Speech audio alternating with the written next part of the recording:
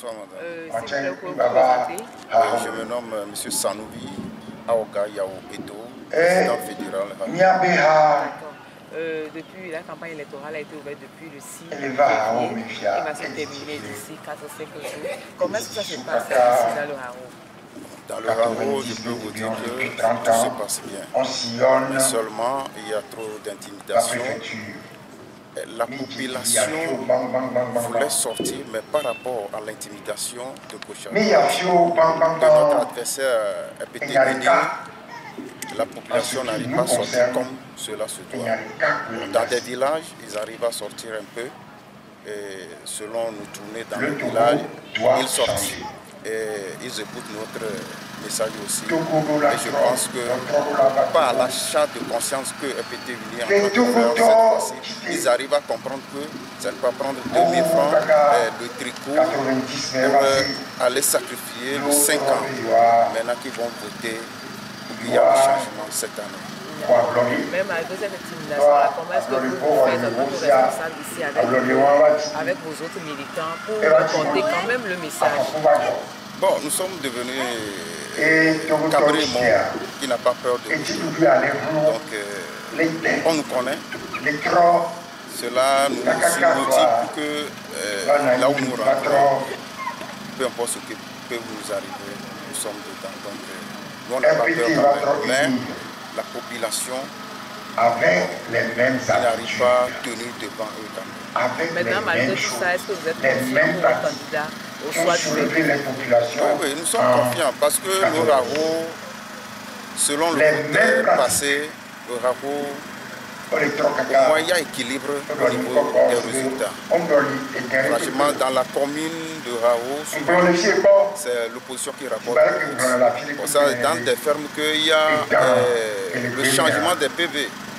Le changement des PV un peu partout. Mais dans la commune, le vote, c'est bon. Donc cette fois-ci, nous avons pris plusieurs mesures de sécurité. Nous avons formé nos délégués qui vont rester dans les bureaux de vote pour qu'ils puissent tenir bien. Je pense que ça va aller cette fois-ci.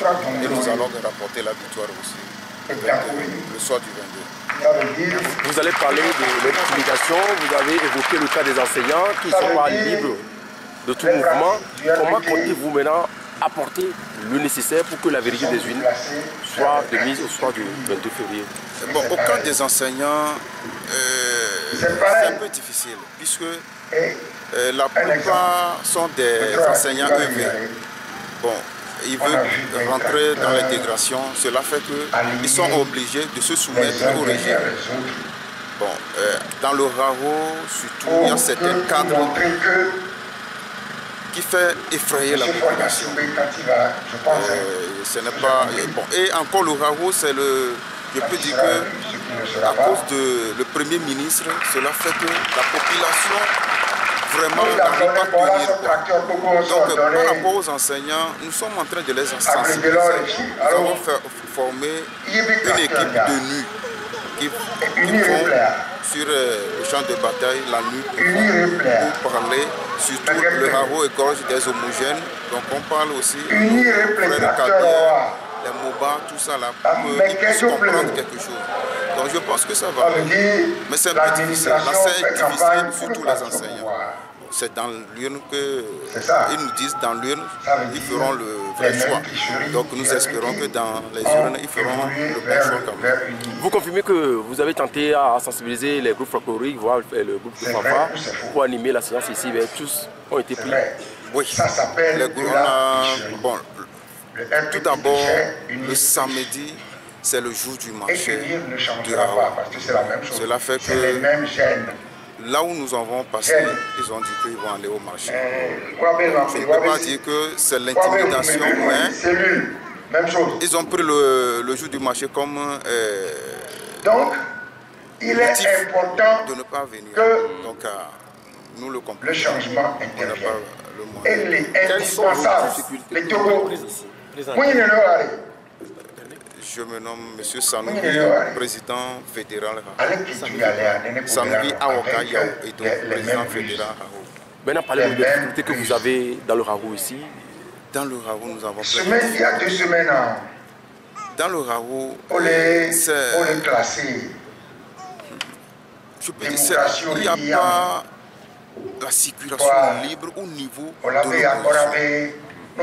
Par rapport, souvent nos meetings sont empêchés dans certains lieux parce que le moment où nous voulons animer nos meetings, les militants de UNIR viennent semer des troubles. Cela fait que des fois, pour ne pas rentrer dans l'affrontement, nous sommes obligés d'aller d'autres localités. Donc, dans le Rao, je peux dire c'est un peu compliqué dans le Rao puisque le corps des fonctionnaires sont tous virés dans le camp de RPT Uni.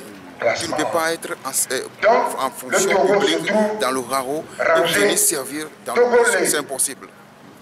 Tous ceux qui sont dans les fonctions publiques sont déjà directement militants de RPT Uni. C'est ce qui fait que c'est difficile. Il y a une pression énorme alors. Pardon? Il y a une pression énorme. Il y a une pression énorme au niveau des fonctionnaires. Au niveau des fonctionnaires. Par contre, les privés sont libres de tout mouvement quand même, non? Oui, les privés sont libres de tout mouvement. Mais les privés, la plupart des privés dans la localité, leurs fondateurs sont RPT Uni. Cela fait que des fois les privés aussi, c'est rare que tu peux trouver les enseignants privés, les fonctionnaires privés. Quand même, vous êtes confiant pour le 22? Nous sommes confiants, nous sommes vraiment confiants pour le 22. Et les conditions sociales ici à Rao, comment elle est? C'est un peu précaire. Puisque les activités ne marchent pas. Supposons si tu as une boutique, tu es obligé pour que ta boutique fonctionne bien, pour qu'il n'y a plus de problèmes, tu es obligé de s'aligner toujours à RPT Uni. Donc tous les bars, tout ce qui est un peu compliqué. Quoi. Actuellement, le Rao vraiment est compliqué. Donc, je peux dire que cela est lié à la nomination de notre frère Selom Klassou comme Premier ministre. 42 ans, quand il était ministre, cela n'a pas d'effet en tant que tel. Mais quand il était Premier ministre, je vous dis que vraiment, on a des problèmes. Le Rao tout entier a des problèmes. Un peu partout. Ok, merci beaucoup à vous. Merci. Bonne chance également. Bonsoir. Merci.